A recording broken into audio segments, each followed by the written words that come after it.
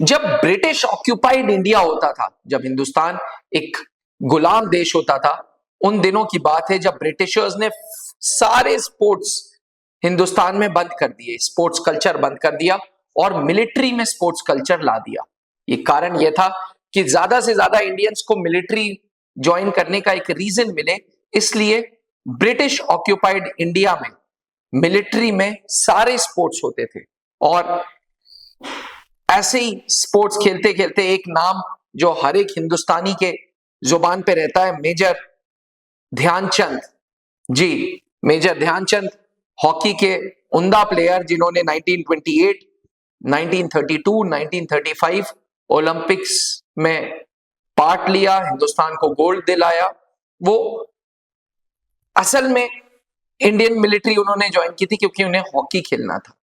अब जैसे ही देश आजाद हुआ तैसे ही ये जो कल्चर था ये हमारी मिलिट्री में प्रिवेलिंग रहा, यानी कि मिलिट्री में स्पोर्ट्स को बहुत बढ़ावा दिया गया।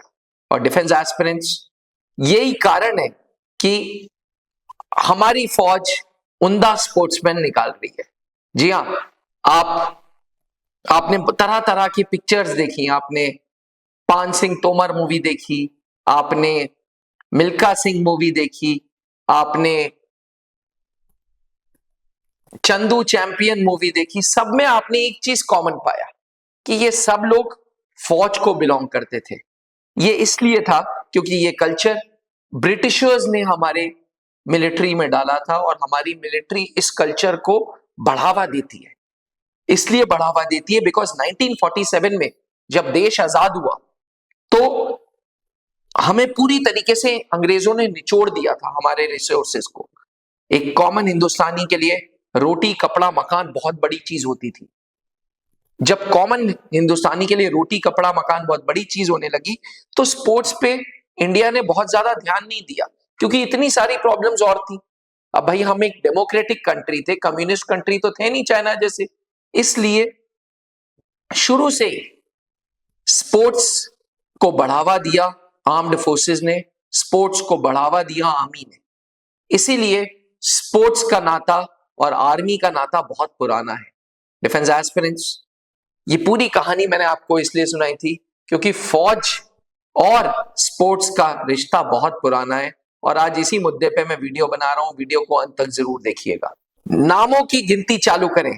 नीरज चोपड़ा जी, आप सबको नीरज चोपड़ा जी की पर्सनालिटी से एक फील मिलती है कि हाँ यार ये कहीं ना कहीं फोर्सेस में होंगे। तो मैं आपको बता दूं, नीरज चोपड़ा राजपूताना राइफल्स के एक सोल्जर हैं। जी हाँ, नायक सूबेदार रैंक पे थे जब इन्होंने ओलंपिक्स में, साउथ एशियन गेम्स में पार्टिसिपेट किया था और अब इनको ऑनररी कैप्टन फौज जल्द ही देगी।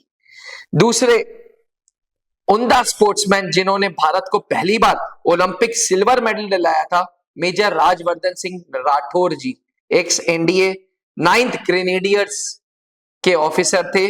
1990 में कमीशन हुए थे और इन्होंने पहली बार भारतीय आवाम को, भारतीय जनता को ओलंपिक सिल्वर मेडल से रूबरू कराया था। सिंह राठौर के साथ साथ जीतू राय इंडियन आर्मी के जेसीओ सूबेदार मेजर थे जिन्होंने 50 मीटर्स पिस्टल पे कंपटीशन में भारत को मेडल दिलाया था। इसके साथ साथ थे दीपक पुनिया जी। जी हाँ डिफेंस एस्पिरेंट्स, दीपक पुनिया 2019 वर्ल्ड रेसलिंग चैंपियनशिप में भारत को मेडल दिलाने वाले अंडर 86 केजी की कैटेगरी के एक मेंबर थे जो इंडियन आर्मी में जेसीओ हैं। तो डिफेंस एस्पिरेंट्स, नाम की गिनती बहुत ज्यादा है। आप बहुत सारे ऐसे नाम हैं जिनके नाम आपने सुने भी नहीं होंगे, जैसे विजय कुमार जी जो हिमाचल प्रदेश के रहने वाले हैं, वो भी जेसीओ थे और डोगराज रेजिमेंट के थे जिन्होंने इंडियन देश को, इंडिया को एक मेडल दिलाया। राम सिंह यादव जी, ये गिनती की लिस्ट बहुत बड़ी है एस्पिरेंट्स। बहुत सारे ऐसे नाम हैं जो मैंने बोले भी नहीं है, लेकिन एक बात तो तय है कि भारतीय फौज और स्पोर्ट्स का बहुत पुराना रिश्ता है। यानी कि अगर आप भी स्पोर्ट्स में अपना करियर बनाना चाहते हैं तो आप भी फौज ज्वाइन कर सकते हैं। Indian armed forces, Indian army, Indian air force, Indian navy आपके अंदर अगर हुनर है तो आपको रोकेगा नहीं। तो डिफेंस एस्पिरेंट्स, अगर आप स्पोर्ट्समैन है, आपके अंदर रेसलिंग का ख्वाहिश है, आपके अंदर किसी पर्टिकुलर गेम की ख्वाहिश है, आपके अंदर किसी भी स्पोर्ट्स को लेके आगे बढ़ने की चाहत है, तो इंडियन आर्मी आपको मौका देती है। त्रिशूल डिफेंस एकेडमी के थ्रू आप भारतीय फौज को ज्वाइन करें और अपने सपने को पूरा करें। त्रिशूल आए, वर्दी पाए। ये वीडियो अगर पसंद आई हो तो दोस्तों तक जरूर पहुंचाइएगा और चैनल को सब्सक्राइब करना ना भूलें। जय हिंद। अब डिफेंस एग्जाम क्रैक करना हुआ और भी आसान, त्रिशूल डिफेंस एकेडमी लेकर आए हैं बिल्कुल ही एडवांस लर्निंग ऐप। तो आज ही ज्वाइन करें और स्टार्ट करें अपनी ऑनलाइन क्लासेस।